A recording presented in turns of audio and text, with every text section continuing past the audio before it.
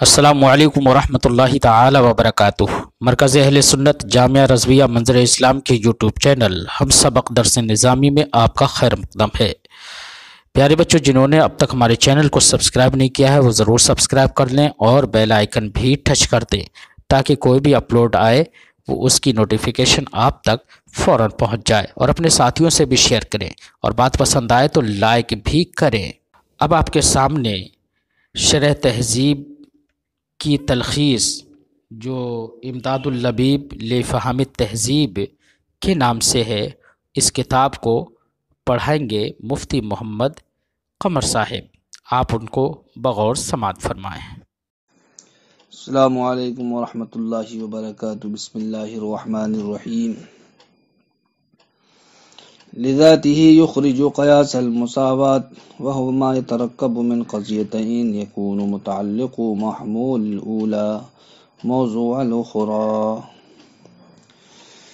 کل آپ نے قیاس کی تعریف کو ملاحظہ کیا اور اس میں ذکر کردہ قیود کی وضاحت کو ملاحظہ کیا، لیکن ایک قید کی وضاحت رہ گئی تھی، اس کو آج آپ ملاحظہ کریں گے کہ قیاس وہ ایسا قول ہے جو مرکب ہو ایسے قضایا سے کہ لذاتی ہی جن قضایا کی وجہ سے دوسرا قول لازم آئے، تو لذاتی ہی کی قید کا کیا فائدہ ہے؟ اس قید کے ذریعے سے کون کون سی چیز خارج ہوئی، اس کے تعلق سے شارح بیان فرماتے ہیں کہ اس لذات ہی کی قید کے ذریعے سے قیاس مساوات خارج ہو جاتا ہے۔ قیاس مساوات کس کو کہتے ہیں؟ تو سنیے، قیاس مساوات کہتے ہیں وہ ایسا قیاس ہے جو مرکب ہو ایسے دو قضیوں سے کہ جن دو قضیوں میں پہلے والے محمول کا متعلق ہو یہ دوسرے والے کا موضوع ہو۔ پہلے والے قضیے کے محمول کا متعلق یہ دوسرے والے قضیے کا کیا ہونا چاہیے؟ موضوع ہونا چاہیے۔ تو ایسے قضیوں سے مرکب قیاس کا کہلاتا ہے قیاس مساوات۔ جیسے جناب والا زیدن مساوٍ لبکر، زید بکر کے مساوی ہے، وہ بکر مساوٍ لخالد، اور بکر کیا ہے؟ خالد کے مساوی ہے۔ تو دیکھیے، پہلا قضیہ ہے زید مساوٍ لبکر اور دوسرا قضیہ ہے وہ بکر مساوٍ لخالد۔ تو پہلے والے قضیے میں مساوٍ لبکر یہ کیا ہے جناب والا؟ محمول ہے، اس کا تعلق کس سے ہے؟ زید سے ہے۔ اور کیا کس کو رہے ہیں قیاس مساوات؟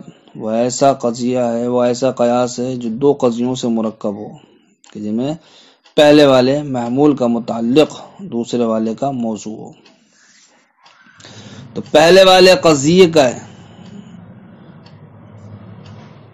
پہلے والے قضیے میں دیکھیے جناب والا زید مساوٍ لبکر، مساوٍ لبکر محمول ہے، اس کا متعلق کیا ہے جناب والا؟ بکر۔ مساوٍ کا متعلق کیا ہے؟ بکر۔ لیکن دیکھیے دوسرے والے قضیے میں وہ بکر ہی جو متعلق تھا پہلے والے قضیے میں پہلے محمول کے متعلق کا، وہی خود کیا بن گیا ہے؟ موضوع بن گیا ہے، اور آپ نے کہا وہ بکر مساوٍ لخالد۔ تو جناب والا پہلے والے قضیے میں مساوٍ لبکر یہ محمول ہے اور اس میں بکر کیا ہے؟ یہ متعلق ہے، لیکن یہی بکر دوسرے والے قضیے میں کیا بن گیا؟ جا کر کے موضوع بن گیا۔ لہذا ایسے دو قضیوں سے مرکب قیاس کو کہا جاتا ہے؟ قیاس مساوات کہا جاتا ہے۔ لہذا یہ قیاس مساوات کی کیا ہو گئی؟ مثال ہو گئی۔ اب قیاس مساوات قیاس ہونے سے خارج کیوں ہو گیا؟ اس لیے ہو گیا جناب والا کہ قیاس کہتے ہیں وہ ایسا قول ہے کہ جو مرکب ہو ایسے دو قضیوں سے کہ جن سے لذاتی ہی دوسرا قول لازم آئے۔ تو قیاس مساوات قیاس ہونے سے اس لیے خارج ہو گیا کہ قیاس مساوات کی بنیاد پر بھی دوسرا قول لازم آتا ہے، لیکن لذاتی ہی لازم نہیں آتا بلکہ واسطے کے ذریعے سے لازم آتا ہے۔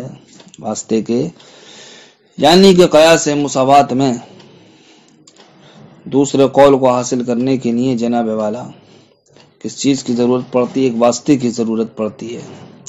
واسطے کے بعد کیا ہوتا ہے؟ دوسرا قول حاصل ہوتا ہے، برخلاف قیاس کے، کہ قیاس اس کو کہا جاتا ہے کہ لذات ہی جن قضایا کی وجہ سے دوسرا قول لازم آئے۔ تو اب قیاس مساوات میں اگرچہ دوسرا قول لازم آگا، وہ دوسرا قول کیا ہے؟ ہم نے کہا زید مساوی لبکر، زید بکر کے مساوی ہے اور بکر کیا خالد کے مساوی ہے، تو دوسرا قول نکل کے آگا کہ زید خالد کے مساوی ہے۔ یہ دوسرا قول جو لازم آ رہا ہے یہ بالذات نہیں آ رہا، لذات ہی نہیں آ رہا، بلکہ جناب والا واسطے کے ذریعے سے آ رہا ہے۔ وہ واسطہ کیا؟ مقدمہ اجنبیہ۔ مقدمہ اجنبیہ یہ ہے جناب والا کہ یہ قاعدہ ہے کہ کسی شے کا مساوی، یہ مساوی ہوتا ہے اس کے بھی جس کے وہ شے کیا خود مساوی ہے۔ تو اب دیکھیے زید یہ بکر کا مساوی ہے، اب بکر کس کے؟ خالد کے مساوی ہے، تو زید بکر کے واسطے سے یہ کس کا مساوی ہو گیا؟ خالد کا مساوی ہو گیا۔ تو زید پر جو ہم خالد کا مساوی ہونے کا حکم لگا رہے ہیں وہ ڈائریکٹ نہیں لگا رہے ہیں بلکہ بکر کے واسطے سے لگا رہے ہیں۔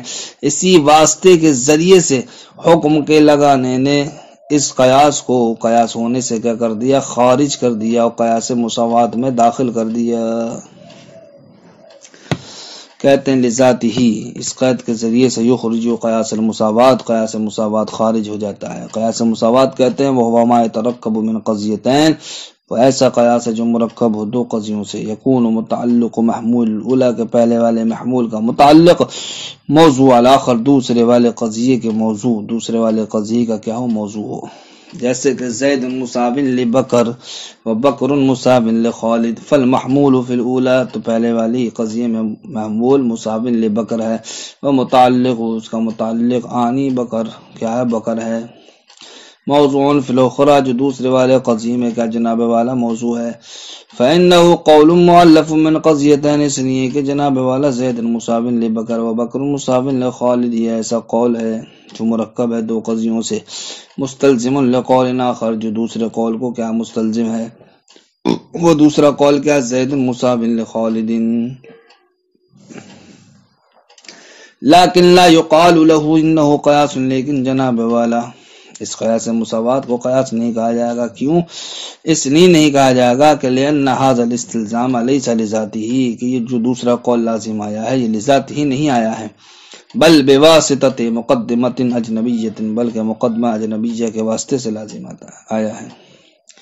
اور وہ مقدمہ اجنبیہ کیا ہے؟ ان المساوی لشیء مساو لما یساوی ذلک الشیء، کہ کسی شے کا مساوی یہ مساوی ہوتا ہے اس کے بھی جس کے وہ شے کیا خود مساوی ہے۔ فإن كان مذكورا فيه بمادته وهيئته فاستثنائي۔ یہاں سے مصنف علیہ الرحمہ قیاس کے اقسام بیان فرماتے ہیں قیاس دو قسموں پر ہے، ایک قسم کا نام استثنائی ہے، دوسری قسم کا نام اقترانی ہے۔ یہ دو قسمیں کیوں ہیں؟ اس لیے ہیں کہ آیا قیاس میں قول آخر یعنی کہ نتیجہ اپنے مادے اور حیت کے ساتھ مذکور ہوگا یا نہیں؟ قیاس میں قول آخر یعنی کہ نتیجہ یہ اپنے مادے اور اپنی حیت کے ساتھ مذکور ہوگا یا نہیں؟ اگر مذکور ہوگا تو اس کو اقترانی کہتے ہیں، اور اگر مذکور نہ ہو تو اس کو استثنائی کہتے ہیں۔ فإن كان وعلم ان القياس على قسمين، آپ جان لیجئے قیاس دو قسموں پر ہے، ایک کا نام ہے استثنائی، دوسری قسم کا نام ہے قطرانی۔ کیوں دو قسمیں ہیں؟ لأن قول الآخر، اس لیے کہ قول آخر اما ان يكون مذکورا بالقیاس، قول آخر سے مراد کیا ہے؟ نتیجہ، یا تو وہ مذکور ہوگا قیاس میں اپنے مادے اور حیت کے ساتھ، اولا یا پھر وہ مذکور نہیں ہوگا۔ فعل الاول استثنائی، تو پہلے والے اعتبار سے یا پہلے والے احتمال کے پیش نظر اس قیاس کو کیا کہیں گے؟ استثنائی، اور دوسرے والے احتمال کے پیش نظر اس قیاس کو کہیں گے اقترانی۔ تو قیاس استثنائی وہ قیاس ہے کہ جس میں نتیجہ کیا ہو اپنے مادے اور اپنے حیت کے ساتھ مذکور ہو، اور قیاس اقترانی کہیں گے کہ جس میں نتیجہ اپنے مادے اپنے حیت کے ساتھ مذکور نہ ہو۔ مراد مادے سے کیا ہے جناب والا؟ کہتے ہیں مادے سے مراد اس قضیے کے کیا ہیں؟ دونوں طرف ہیں، قضیے کے دونوں طرف ہیں، یعنی کہ محکوم علیہ اور محکوم بھی۔ اور حیض سے مراد کیا ہے؟ حیض سے مراد وہ ترتیب ہے جو طرفین کے درمیان واقع ہوتی ہے، اب چاہیں وہ ایجاب کے ضمن میں متحقق ہو، چاہیں وہ سلب کے ضمن میں متحقق ہو، بہرحال ترتیب ہونا چاہیے۔ فرماتے ہیں معلوم آپ جان لیجیے ان القیاس علی قسمین، کے قیاس دو قسموں پر ہے، ایک کا نام ہے استثنائی، دوسری قسم کا نام ہے قطرانی۔ کیوں دو قسمیں ہیں؟ لأن القول الآخر، اس لیے کہ قول آخر اما ان یکون مذکورا فی القیاس، یا تو وہ قیاس مذکور ہوگا بمادتی، اپنے مادے کے ساتھ، وحیتی اور اپنی حیت کے ساتھ، اولا یا پھر وہ مذکور نہیں ہوگا۔ فعلی الاول استثنائی، تو پہلے والے احتمال کے پیش نظر جبکہ مذکور ہو تو اس کو استثنائی کہتے ہیں، وعلی الثانی، اور دوسرے والے احتمال کے پیش نظر اس قیاس کو کیا کہیں گے؟ قطرانی۔ والمراد بالمادة طرفه المحکوم علیہ وبه، اور مراد کا جناب والا اس سے اس کے دونوں طرف کیا؟ محکوم علیہ محکوم به۔ والمراد بحیت الترتیب، اور مراد حیث سے کیا ہے؟ الترتیب الواقع بین الطرفین، وہ ترتیب جو طرفین کے درمیان واقع ہو۔ سواء تحقق فی ضمن الایجاب یا السلب، چاہیں وہ جناب والا ترتیب متحقق ہو ایجاب کے ضمن میں یا سلب کے ضمن میں۔